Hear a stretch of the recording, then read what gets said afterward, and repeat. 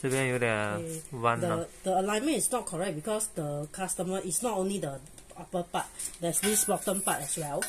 So she need to unscrew everything. Not totally lah, maybe by 20% or 25%. All the screw, including the one at the bottom.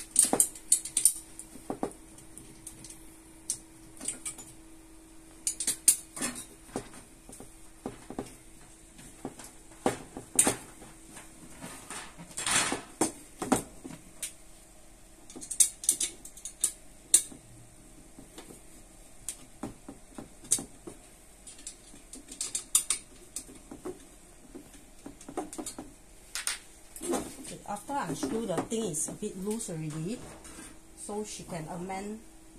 It's not only the top part, because in her photo, in her picture, she also installed the bottom part, so she need to unscrew everything, including the bottom part, because I don't know which part the alignment is not correct. So after